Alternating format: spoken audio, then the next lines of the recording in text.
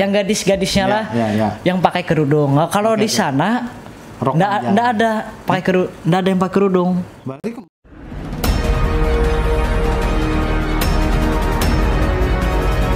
dari informasi kawan-kawan semua, beliau adalah alumni sejarah angkatan 2012 ya. 2012, jadi ada beberapa angkatan 2012 alumni sejarah Universitas Lampung Mangkurat ya, yang berhasil bahkan memilih ada rezekinya sebagai ASN PNS di Kalimantan Tengah.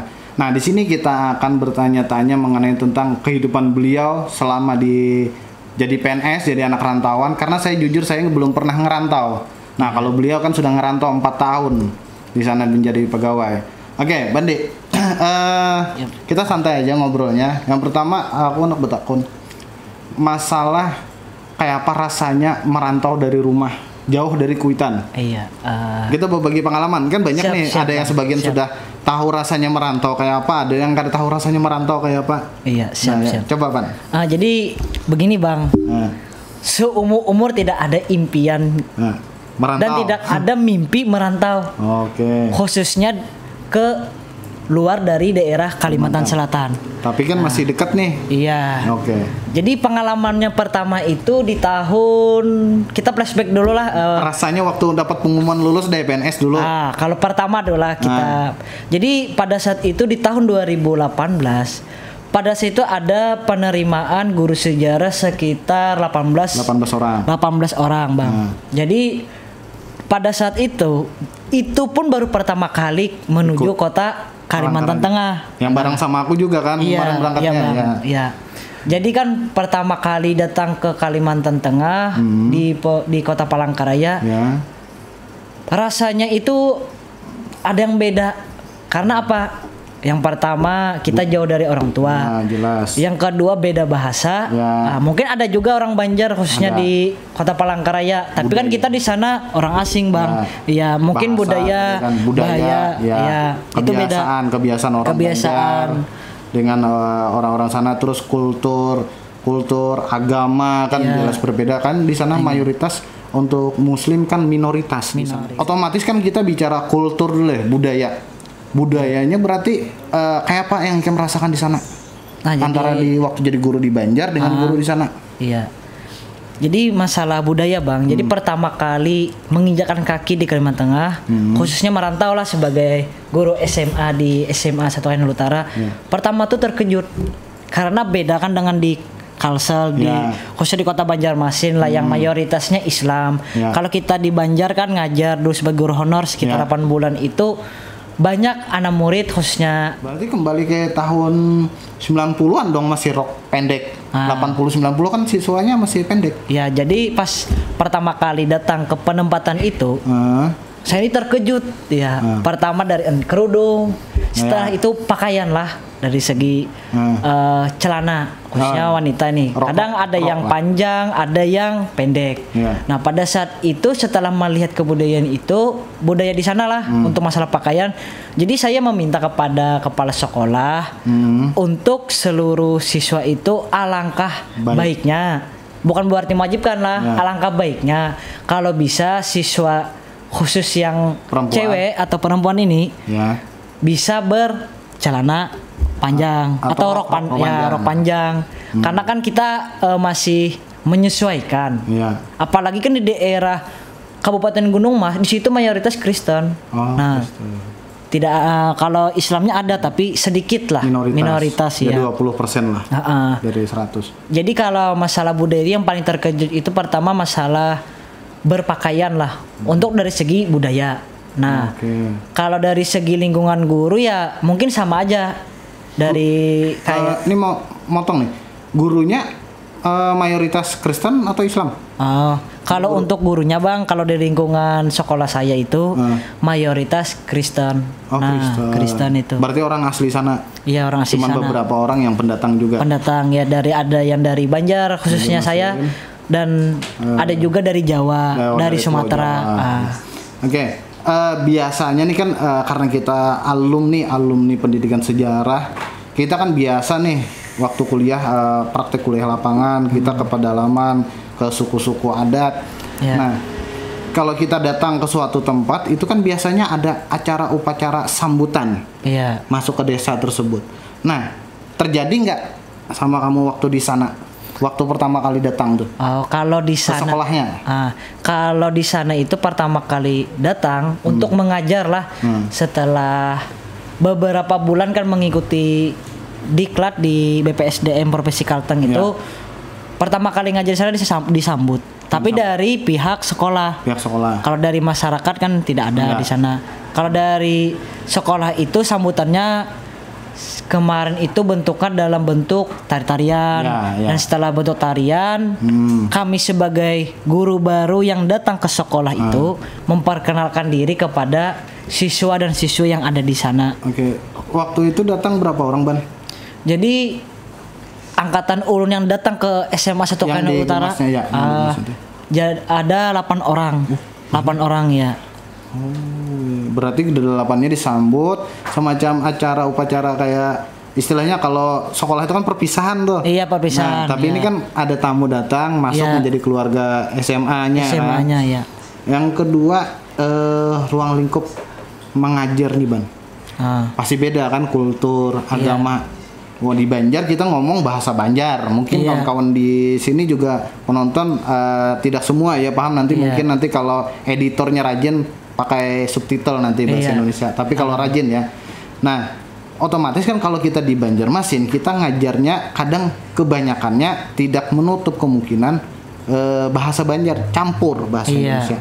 Kalau di sana, Ban, awal-awal ngajar deh.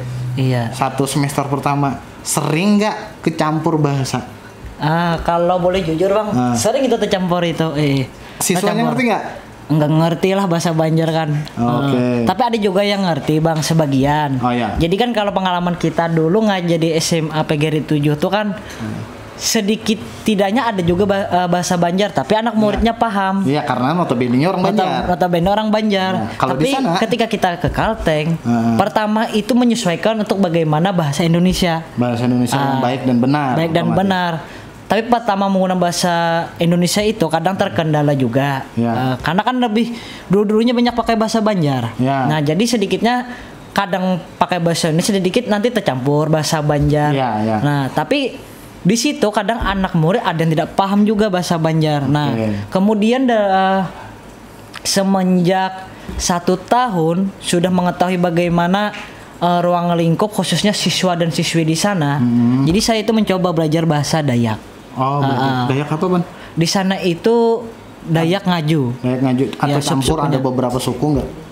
Di sana ada juga sub-suku seperti Danum, Manyan ya. Habis itu Bakumpai, tapi lebih didominasi oleh suku Dayak, suku sub dari Ngaju. Ngaju. Iya.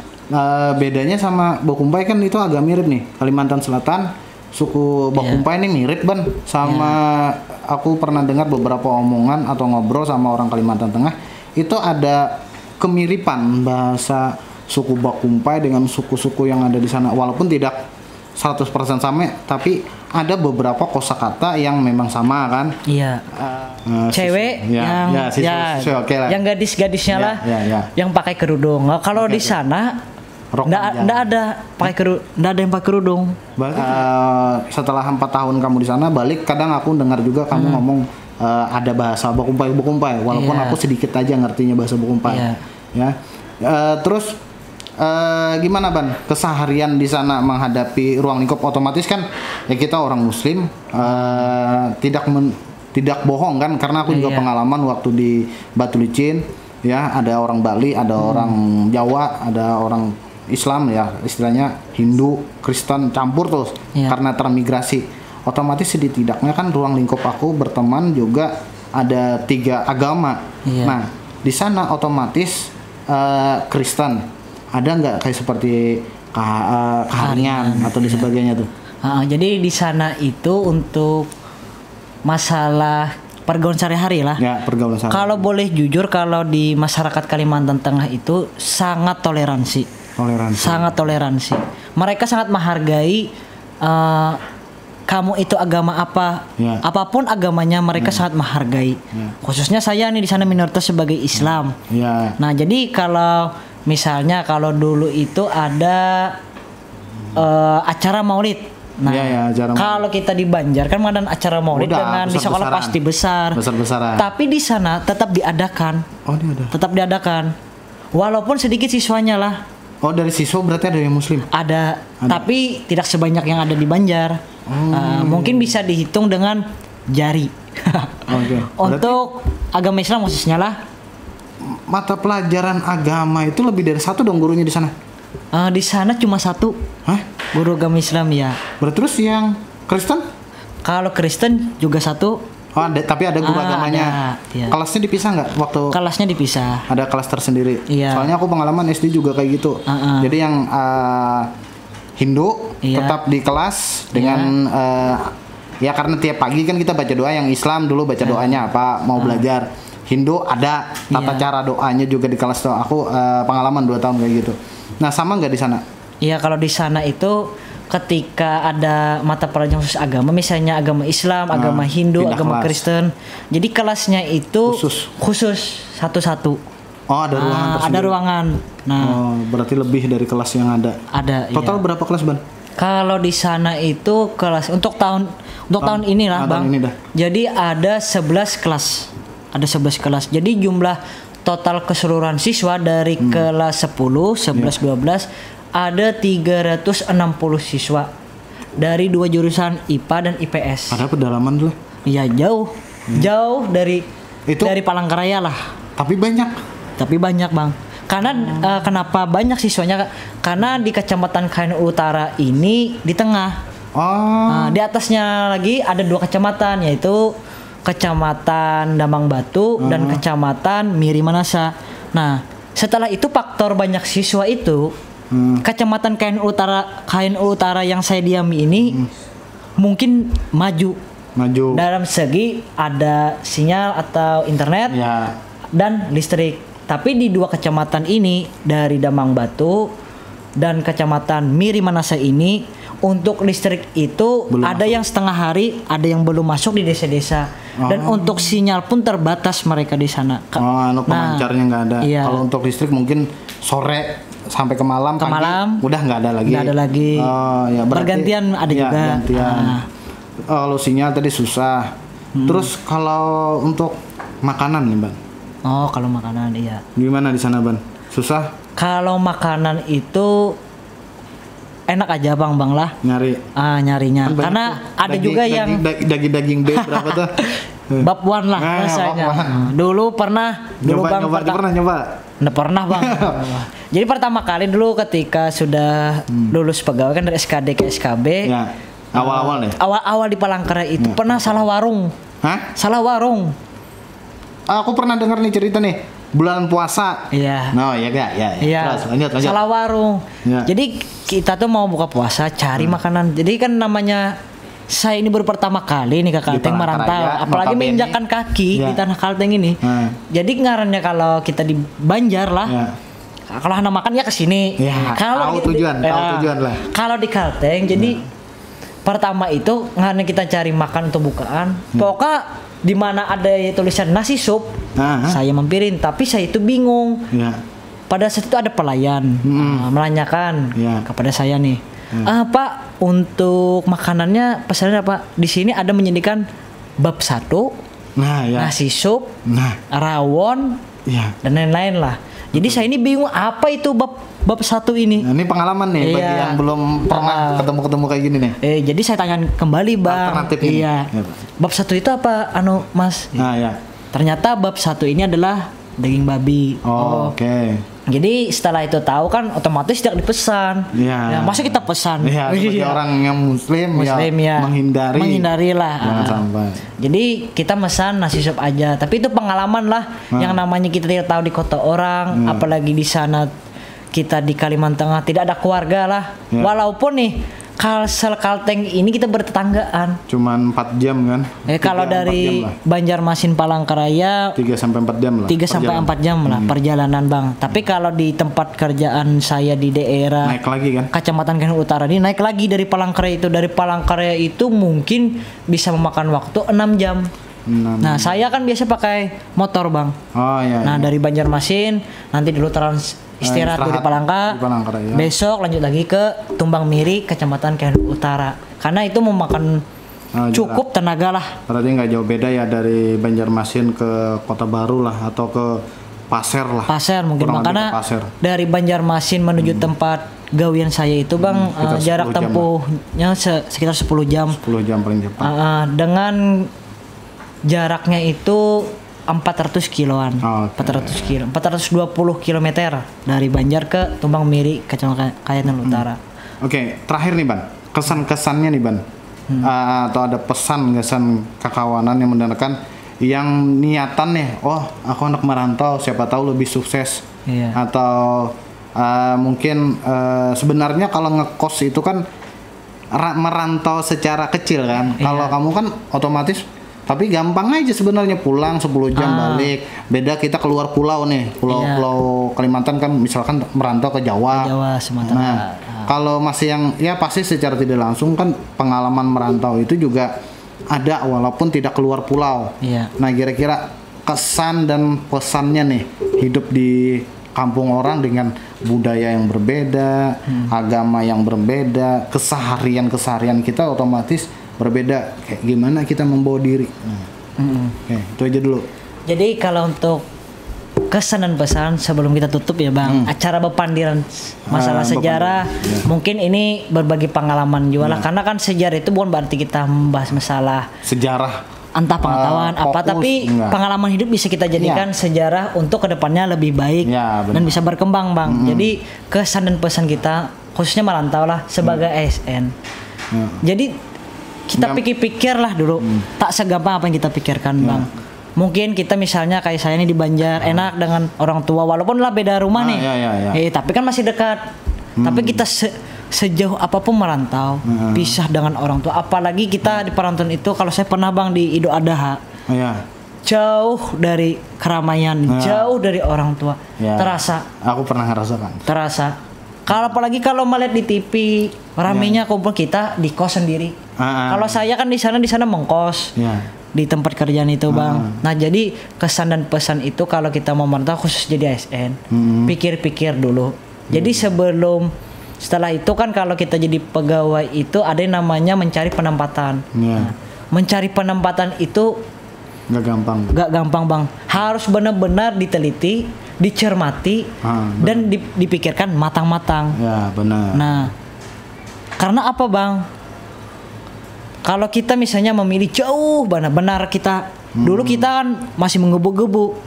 Oh, aku biar aja jauh aja, yang penting lulus. PNS. Benar, PNS. Tapi merasakannya hari-hari. Jalan setahun. Setengah tahun. Setahun kan bahagia walaupun ASN. Tapi kalau kita Bang masalah ASN dan non ASN atau non ASN itu sama aja lah khusus di mata Tuhan nih Apabila kita mengenali hakikat hidup, kita akan mengerti apa tujuan hidup kita. Nah, karena itu Bang yang ulun rasakan lah beberapa tahun di Kalimantan Tengah, mau 4 tahun nih jauh dengan orang tua, pokoknya jauh dengan kawan-kawan lah. Jadi kada segampang. Kalau pertama kalau pengalaman saya ini senang, tapi kalau sudah 2 tahun 3 tahun, 4 tahun, wah berasa. Makanya sekarang mikir loh gimana caranya bisa pindah. Bisa itu salah satunya. Walaupun tetap di Kalimantan Tengah lah Bang, pindahnya mungkin di Kapuas lah atau di Palangkaraya lah, yang agar lebih dekat lah ke Banjar dan itu bisa menemui orang tua gitu. Oke. Jadi di sini kita ambil poinnya dalam artian kalau mau merantau ya pikirkan dulu ya, konsepnya matang dulu dalam artian yakin nggak. Kalau nggak yakin ya jangan coba-coba deh untuk merantau ya semuanya. Kalau memang belum siap mental, tapi kalau kadang kalau berani nekat ya udah siap. Yang penting ada yang dibawa dalam artian kita punya pemikiran yang bagaimana nanti kita hidup di kampung orang. ya otomatis kan kembali lagi ke etika kita, bukan hanya sekedar materi dan sebagainya nanti yang dicari. Oke, terima kasih Bandi atas waktunya. Mungkin lain kali kita akan lebih mendalam lagi berbicara mungkin lebih ke budayanya yang ada di sana, kayaknya lebih menarik nih untuk dibahas nanti ya. Sampai ketemu lagi di acara Bepanderan. Wassalamualaikum warahmatullahi wabarakatuh.